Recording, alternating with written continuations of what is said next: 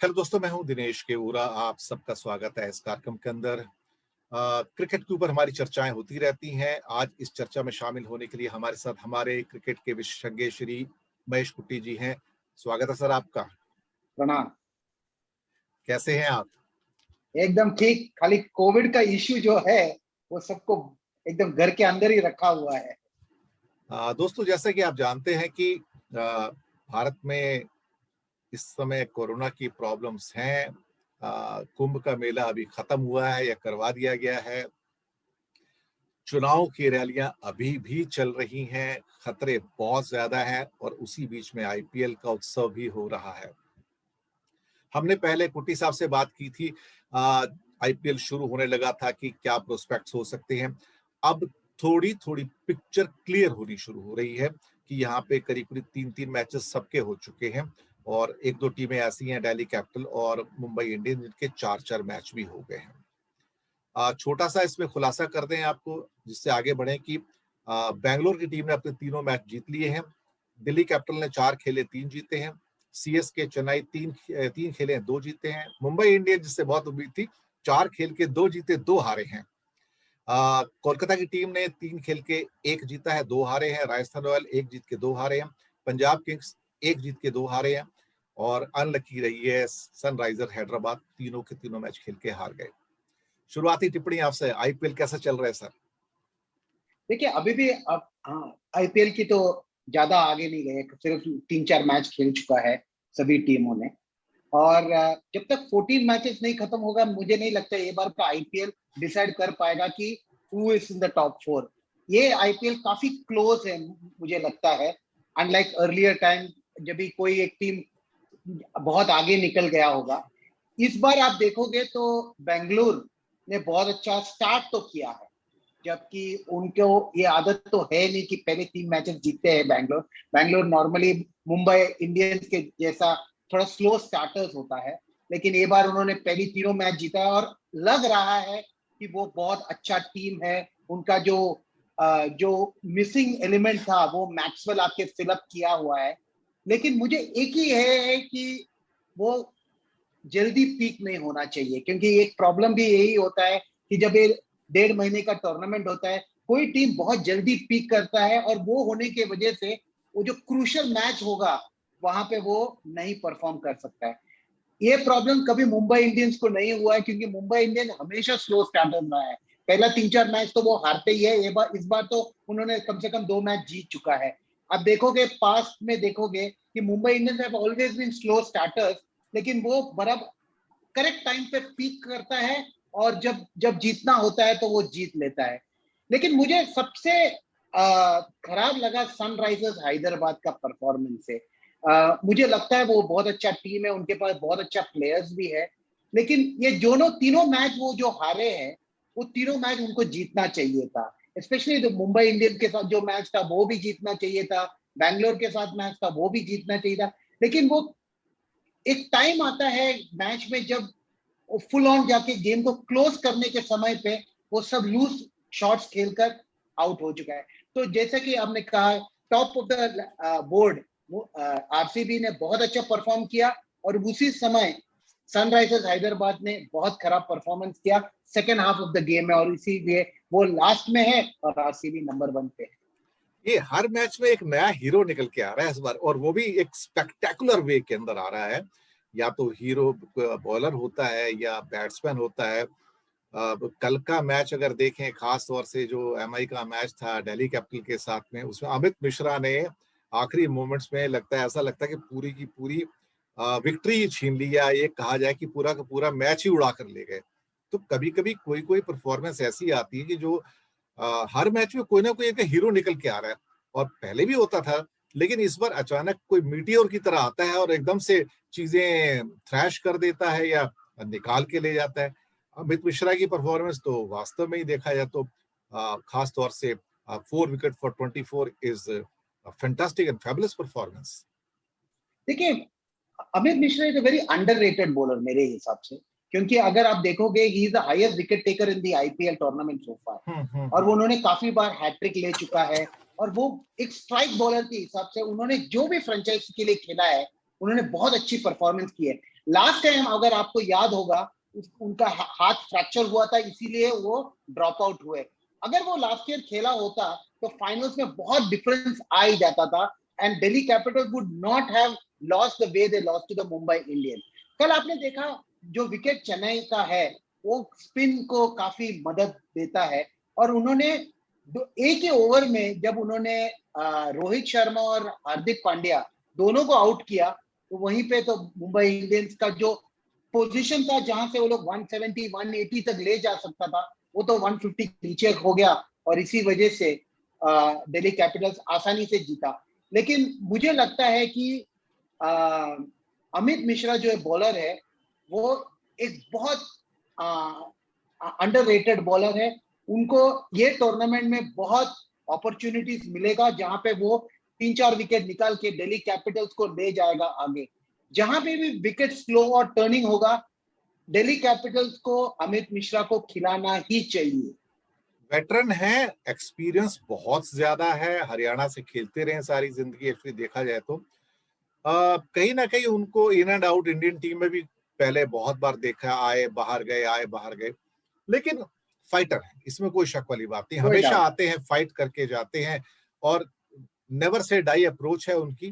तो इस एज में भी he is well past 35 and still I mean he has that zeal and enthusiasm to display. One person who's doing well actually at the top level is Shikhar Dhawan, और उसका थोड़ा थोड़ा consistent performance आ रहा है। तो अगर और मैचेस खेलेंगे तो मुझे लगता है कि लोग पंत के ऊपर ज्यादा डिपेंड कर रहे थे, लेकिन एक जो सॉलिडिटी थोड़ी बहुत जो शिखर धवन के होने से आती है टीम में, वो शायद अपने आप ही, और पृथ्वी शॉ भी साथ में है, तो जोड़ी जो दिल्ली कैपिटल की एक अच्छी ओपनिंग जोड़ी है, देखा जाए तो वन ऑफ द बेस्ट जोड़ी है, पेयर्स हैं इस टाइम। देखिए शिखर धवन ओपनिंग करने से, देखिए एक बात तो पक्का है कि T20 मैचेस में ओपनर बहुत अच्छा होना चाहिए। आप देखोगे तो रोहित शर्मा ओपन करता है, विराट कोहली ओपन करता है, क्योंकि तुम्हारे जो बेस्ट प्लेयर है उनको जितना टाइम दोगे आप, उतना उनका अपॉर्चुनिटी है रन बनाने के लिए। और ये चारों मैच में, 3 मैच में तो बहुत अच्छा बैटिंग किया है शिखर धवन ने। Shikhar Dhawan looks to be in the form of his life, जो हम कहते हैं, क्योंकि वो बड़ी आसानी से बॉलिंग को खेल रहा है। ऐसा कोई भी बॉलर उनको कोई तकलीफ नहीं दे रहा था। कल भी हमने देखा बुमराह, बोल्ट, उन्होंने उतना कोई तकलीफ नहीं दिया शिखर धवन को। Shikhar Dhawan is very good on Indian wickets, तो उनको कोई प्रॉब्लम ही नहीं था। और मुझे लगता है कि अगर दिल्ली कैपिटल्स को राइट थ्रू जाके टूर्नामेंट का प्लेऑफ्स और फाइनल्स तक पहुंचना है, तो शिखर धवन का जो कंट्रीब्यूशन है वो बहुत इंपॉर्टेंट है। अगर वो अच्छी तरह खेलेगा तो मुझे लगता है कि Delhi Capitals will go right through. इनका खासतौर से बैटिंग लाइनअप बड़ा इंप्रेसिव है, देखा जाए तो वो बहुत एक्सपीरियंस्ड है। पृथ्वी शॉ है, शिखर है, साथ में स्टीव स्मिथ है, एक्चुअली वो भी अच्छा कंसिस्टेंट परफॉर्म कर रहे हैं। ऋषभ पंत बीच में ऑन एंड ऑफ है, वो एज यूजुअल रहता ही है। ललित यादव भी धीरे धीरे अब निकल के आ रहे हैं। कहीं ना कहीं ऐसा लगता है कि Delhi capital is setting right now, और धीरे धीरे इनके पास जो 5-6 बिग इम्पैक्ट प्लेयर्स हैं, I think it may be a serious contender for the last 3, I believe so. इसके अलावा सर बाकी टीमों, हाँ बाकी जो टीमें हैं, खासतौर से इसमें आरसीबी इस टाइम टॉप पे चल रहा है, सारी टीमें जीत के। तो आरसीबी की परफॉर्मेंस में कौन कौन से स्टर्लिंग यू कैन से एक परफॉर्मेंसेस रहे हैं लोगों के, किसको काउंट कर सकते हैं आप? एबी डिविलियर्स और ग्लेन मैक्सवेल। देखिए ये दोनों ने तो बैटिंग जो प्रॉब्लम था आरसीबी का वो खत्म कर दिया। जबकि मैक्सवेल लास्ट ईयर जब पंजाब किंग्स के लिए खेल रहा था तो वो कुछ परफॉर्म ही नहीं कर पा रहा था, लेकिन इस बार देखिए उन्होंने कितना अच्छा परफॉर्म किया। उन्होंने तीनों मैच में कंट्रीब्यूशन किया, और जब आपके पास एबी डिविलियर्स जैसा प्लेयर होगा तो आपको किसी की जरूरत नहीं है। देखिए वो लास्ट 5-7 ओवर में जैसा मांगता है वैसा रन बनाता है। जो हमने पहले वाले शो में भी कहा था, he is a freak player, correct, क्योंकि वो पूरा साल खेलता नहीं है, वो आता है आईपीएल खेलता है, और बुमराह जैसा बॉलर को भी वो बड़ी आसानी से चौके मारते हैं। तो इसका मतलब है उनके पास जो प्लेयर्स है बहुत अच्छा है। इस बार उनका जो बॉलिंग साइड है वो अच्छा हुआ है। देखिए आप गौर से देखेंगे तो जेमिसन और मोहम्मद सिराज दोनों बहुत अच्छा बॉलिंग कर रहा है। बट अपना चहल बहुत अच्छा बॉलिंग कर रहा है। तो इसके वजह से क्या हुआ है कि जो बॉलिंग साइड और batting side are playing as one team, they playing like a cohesive unit, और इसी वजह से उन्होंने तीनों मैच जीत चुका है। थोड़ा एक सरप्राइज इस पर सीएसके में नजर आ रहा है, चेन्नई में, कि उम्मीद नहीं है, एक ऐसी टीम जिससे लीस्ट उम्मीद है पंजाब किंग्स की तरह इस साल जो थी, कि CSK won't be able to do much, but CSK is doing better than our expectations. देखिए, हमने लास्ट टाइम भी बोला था कि अगर सुरेश रैना खेलने लगेगा तो वो, देखिए कितना कंट्रीब्यूट करता है वो तो अलग है, लेकिन वो जो जोश लेके आता है टीम में, वो बहुत अच्छा, वो बहुत इन्फेक्शियस होता है। आप देखोगे अभी रविंद्र जाडेजा, दीपक चहर, शार्दुल ठाकुर, सुरेश रैना, ये जो जो ज्यादा बुजुर्ग नहीं है वो टीम में, वो इतना एंथुजियाज्म से खेलता है कि पूरा टीम उठ चुका है। और आप सबको पता है कि जब धोनी स्टंप्स के पीछे जो जो पूरा मैनिपुलेट करता है, मैन्यूवर करता है और बड़ी चालाकी से कैप्टनसी करता है, तो Chennai Super Kings will always be there and there about. उनको 2-3 अच्छा मैच मिलेगा। अच्छा, देखिए एक बात गौर करना चाहिए कि वो मुंबई में खेला था, और ये जो विकेट है वो चेन्नई को हेल्प नहीं करता है, क्योंकि this is a pace and bouncy wicket. Chennai has got a lot of spinners in their middle. When they play on tracks which will be conducive to spin bowling, उनका जो परफॉर्मेंस होगा इससे बहुत बेहतर होगा। इसीलिए मैं कहता हूं कि Chennai Super Kings can not be return of. वो कभी भी अच्छा खेल सकता है, वो कभी भी वापस आ सकता है, और Dhoni would like to leave on a high, which I think probably this will be his last IPL. तीन ऐसी टीमें हैं, केकेआर, राजस्थान रॉयल्स और पीके, वो अपनी जेडेड लगती हैं। एक वो जो स्पार्क होना चाहिए फील्ड पे, मुझे वो स्पार्क नजर नहीं आता। एक जो जील होती है, एंथुसिज्म होता है, व्हाट यू से कि हाँ एक फायर है मेरे अंदर, तो कुछ टीमों के अंदर फायर मिसिंग है सर वो, और कुछ टीमों में फायर नजर आता है। ये जो आपका बात बराबर है। स्पेशली मैं बहुत डिसअपॉइंटेड हूँ केकेआर से, क्योंकि उनके पास है, प्लेयर्स है, बॉलर्स अच्छी है, बैट्समैन अच्छे हैं, लेकिन फॉर सम रीजन वो क्लोज नहीं कर पा रहे game. Specially the game against Mumbai Indians, उनको तो जीतना ही चाहिए था। जो वो पोजीशन से जो हारने का कोई मतलब ही नहीं बनता है। अगर आप कल देखोगे the way Delhi Capitals play, they should just see, जब भी आपको 30 बॉल में 18 बॉल में 30 रन चाहिए, आपको हर बॉल 6 मारने की जरूरत नहीं है। आप एक दो करके भी नजदीक लेके जाके फिर गेम को फिनिश करना चाहिए था। आपने देखा देखा होगा कल जो प्रोसेस दिल्ली कैपिटल्स ने फॉलो किया, वो ही करना चाहिए था कोलकाता नाइट राइडर्स को। उन्होंने नहीं किया, और मुझे बहुत डिसअपॉइंटमेंट हुआ the way they played. Punjab Kings is a team that is a little confused according to me. उनका उनका जो कैप्टन काफी बैटिंग अच्छा करता है, लेकिन जो स्ट्राइक रेट है वो अप नहीं करता है। आप बहुत डिपेंडेंट हो मयंक अग्रवाल के ऊपर, आप बहुत डिपेंडेंट हो क्रिस गेल के ऊपर, लेकिन अगर केएल राहुल बैटिंग करेगा तो after 10 overs he has to up the ante. नहीं तो क्या होगा कि वो काफी बॉल प्ले करके उन्होंने ज्यादा रन नहीं बनाया। 100-120 का strike rate may not be good enough. He will have to up it and has to take the score beyond 200, because वो लेके जाने के बाद ही कुछ हो सकता है, क्योंकि इनका बॉलिंग भी इतना स्ट्रांग तो नहीं है। Mohammed Shami doesn't look to be in the form that he was before he got injured. तो ये सब reasons है, तो it's a very sad thing. Rajasthan Royals का तो जो पहला मैच जो पंजाब के साथ वो हार गए, I don't think they have recovered from that. That match should have been theirs. उस मैच में संजू सैमसन ने बहुत अच्छा बैटिंग किया, लेकिन मुझे लगता है राजस्थान रॉयल्स थोड़ा अनलकी भी है। वो मैच तो वो हार गए। सेकेंडली, जब बेन स्टोक्स को इंजरी हुआ, उनका स्टार प्लेयर है बेन स्टोक्स, और जब बेन स्टोक्स वापस गया, I don't think they have the confidence now that they will be able to go all the way through. So this are the three teams that should have done much better than what they finally did in the first 3 matches, but we don't know what will happen in the remaining 11 matches. But ultimately कहते हैं ना, आखिर में जो जीता वो सिकंदर। तो आपको जो भी डिफिकल्ट सिचुएशन है उसको आपको एक विनिंग प्रपोजिशन में कन्वर्ट तो करना मांगता है ना। वो अगर आप नहीं कर पाते हैं तो फिर fault lies at your door, not other person's door. Victories have to be smashed these days rather than you can say easily to come to your doorstep like a courier service. No, it won't come. And last team, our SRH Hyderabad, they are at bottom and they also lack the spark, they also lack the fire, and somehow this team is not inspiring this year कि हाँ कुछ अच्छा हो जाए, ऐसा लगता नहीं कहीं पर।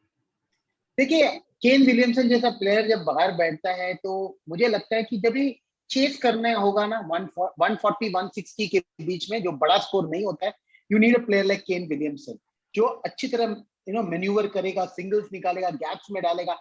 आपको तो हर बॉल 6 मारने की जरूरत नहीं है। आप देखोगे बेस्टो, मनीष पांडे, समद, ये लोग इन्होंने सब अनवांटेड शॉट्स मार के आउट हो चुका है। आई don't think that is very sensible batting. आपको चाहिए somebody like Kane Williamson after David Warner. अगर कोई वो टीम में इंस्पायर कर सकता है वो है केन विलियमसन। तो मुझे लगता है at some point of time उनको तो केन विलियमसन को लाना ही होगा।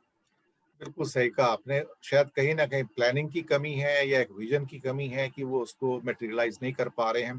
But sometime it happens that in IPL games if you plan bit late, then it's too late actually, because then it doesn't give a chance for you to come back again. In IPL there are no chances to come back unless something spectacular happens actually. Absolutely. कोई आखिरी comment sir आपकी ओर से IPL का जो चल रहा है अभी तक? आज 2 मैचेस है, इसमें आज पता चल जाएगा कि पंजाब किंग्स का क्या परफॉर्मेंस होगा, because it is very important for Punjab Kings because they playing Sunrisers Hyderabad, correct? तो उनके बीच में जो भी टीम जीतेगा वो will move up the ladder. Secondly, CSK is playing KKR in Mumbai. Now, if Chennai Super Kings can win this game, then they become serious contenders for the top 4 because they would have got off to a good start and they're playing in a ground जो उनके लिए conducive नहीं है। जब वो ऐसा wickets में जाके खेलेगा जैसे दिल्ली में खेलेगा या कोलकाता में खेलेगा या अहमदाबाद में खेलेगा, जहां पे वो उनको स्पिन फ्रेंडली विकेट्स मिलेगा, तो मुझे लगता है कि Dhoni and his team could become a very serious force to reckon with. तो आज का मैच बहुत इंटरेस्टिंग होगा, आज का रिजल्ट बहुत इंटरेस्टिंग होगा। अगर हम 4-5 दिन के बाद मिलेंगे तब तक तो मुझे लगता है कि काफी हद तक there will be a separation that will be done between the top 4 and the bottom 4. Yes, बिल्कुल सही कहा आपने। तो अभी आईपीएल धीरे धीरे एक एक्साइटिंग फेज के अंदर एंटर कर रहा है। साथ में कोरोना बढ़ता जा रहा है तो कभी कभी समझ नहीं आता कि सरकार कोई ऐसा कदम ना उठा ले कि जिससे आईपीएल कोई कर्टेल कर दे। तो वो एक डर तो है लोगों के अंदर, लेकिन hopefully it will continue since there are no spectators allowed in the arena. So दोस्तों, बहुत जल्दी फिर एक अगले हफ्ते मिलते हैं, 5-6 दिन के बाद फिर से कुछ मैचेस हो जाएं ताकि पिक्चर थोड़ी सी और साफ हो जाए, तो पता लगे कि कौन कौन सी टीमें जो हैं वो टॉप 3 या टॉप 4 के अंदर पहुंच सकती हैं। तो उसका खुलासा लेके, उस पर टिप्पणियां लेके हम अपने एक्सपर्ट के साथ आएंगे। और जाने से पहले हम शुक्रिया अदा करेंगे महेश कुट्टी जी का, और साथ में आप सबको रामनवमी की बहुत बहुत ग्रीटिंग्स है सारे दर्शक मित्रों को, कि ईश्वर राम, भगवान राम जी आप सबके दुखों को दूर करें, कोरोना को भी दूर करें, आपके घर में सुख और समृद्धि लेके आए। ये हमारी और हमारे चैनल की ओर से आप सबके लिए कामनाएं हैं। और कुट्टी साहब, आपको भी रामनवमी की बहुत बहुत शुभकामनाएं। मंगल। Happy Ram Navami to all your viewers and you, and like what you said, let Lord Ram protect us from corona. Yes. So दर्शक मित्रों, थैंक यू वेरी मच। बहुत जल्दी मिलते हैं अगले कार्यक्रम में नए मेहमान के साथ, इंतजार कीजिएगा। धन्यवाद।